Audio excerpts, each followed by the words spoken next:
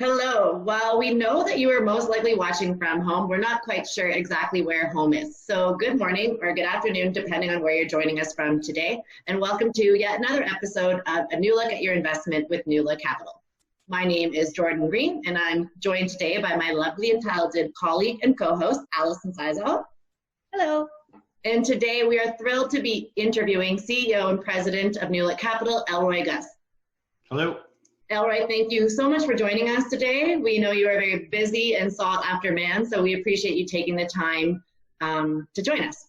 So before we get started with the interview, let's take a quick look at the Newlook question and Newlook lesson learned for the week. Awesome. Thanks, Jordan. And thank you, Elroy, for joining us. This week's most popular question at Newlook is, where is the best place to go to access information about my Newlook holdings? So it's important to know that there are many pieces involved behind the scenes: trust companies, securities lawyers, exempt market dealerships, transfer agents, and the list goes on. Everyone involved is another link in the chain to providing statements and account details to our valued investors and advisors. This pandemic has affected each company and individual person differently. I think we can all relate to that. While we all continue to provide the service you expect, we would also ask that we remember that we're all in this together and things are not like they were. We are all learning and adapting to the new reality we find ourselves in. Some activities will look different, may take longer, or even evolve for the better. So with that, the answer is log into your Exempt Edge portal for the most updated and detailed information on your Newlook holdings. And as always, please reach out to our team if you need assistance. We're here and happy to assist you. Thanks, Ali. Those are some really great points and ties in really well with our lesson learned. I think it's very hard to finish a puzzle without having all the pieces in the box. While many of us continue to adapt to working from home, it's important that we extend kindness and patience in our day-to-day interactions. What was once as easy as running over to the cubicle beside you for approval or for opinion has now turned into a phone call or an email thread and takes a little bit more time. So be sure to add that extra time and care into your communication. Exactly. All right, now let's move on to why you've all tuned in today. Let's hear a little bit from Elroy. And Elroy, first question. In face of COVID-19, what is the fund's perspective on future acquisitions? Yeah, that's a good question. Listen, we're always interested in additional acquisitions, add-on acquisitions, new platforms. It's something that the group led by Oliver at our office is always looking towards.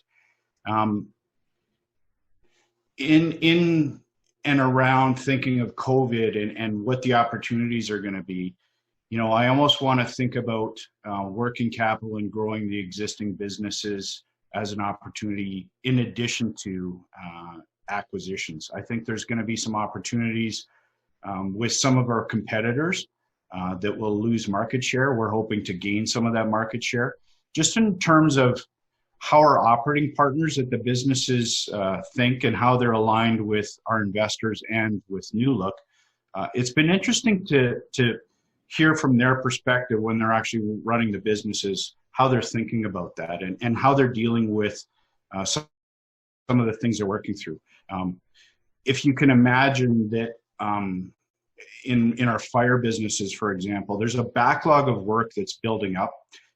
And when we're back to work in full mode, we're going to have actually a shortage of skilled labor to actually do that work. So our operating partners are actually switching mindsets. They're thinking offensively now.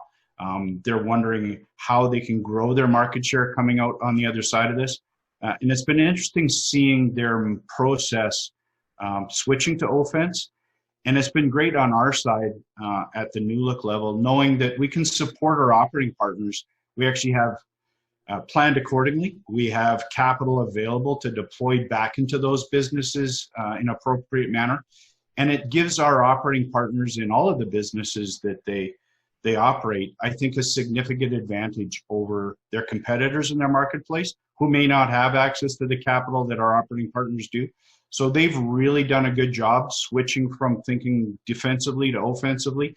And we're actually, I believe, going to come out on the other side of this in better market position, stronger, and with the ability to both do acquisitions and grow organically through capturing market share. And we have the right partners in place to do that. Awesome. We love the confidence, Elroy, coming out on the other side of this. So thank you so much. Last but not least, has Newlook reevaluated its position on debt within the fund in light of COVID-19? And if so, can you discuss a few key factors that might impact fund recovery coming out of this pandemic season?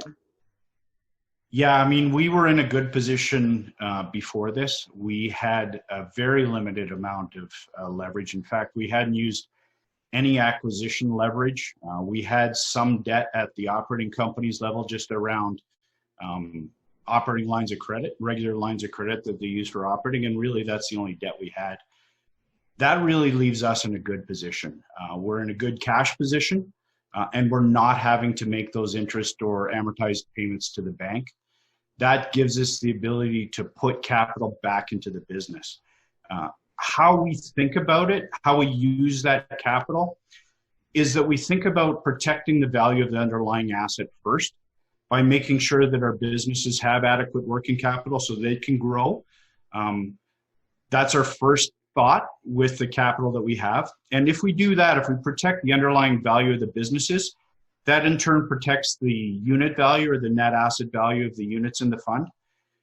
Once we've done that and focused on that, then we can think about distributing capital again to clients or to investors. And then once that's done, then we can think about sharing in the upside. Again, it's really important to recognize the efforts of our operating partners and how aligned they are with our investors and Newlook. A significant portion of their net worth is tied up in these businesses. So they really want to come out on the other side and they really want to grow. And by having no debt at the fund level or limited debt at the business level has really put us in a great position to, take advantage of some of these loan programs that the government's offering. The wage subsidy program really positions Newlook well in our underlying business as well. So we feel really confident in their abilities coming out on the other side of this. Excellent. Thanks so much, Elroy. It's really great to hear from you and to have a little bit of insight from someone in your position. So thanks so much. And I'm sure our investors and advisors are also happy to hear your perspective. No, that's great. Thanks for having me. I'm not going to stand up though. I know Gavin did that. Not going to do that. Thank you so much, Elroy. And as always, thank you to everybody who tuned in to today's episode and for watching a new look at your investment. And we hope you'll join us next week when we continue our interview series. As always, if you have a topic you want explored or a question that you feel you need answered, please let myself or Alison know, and we would love to look into that for you. Thanks, and see you soon. Thanks.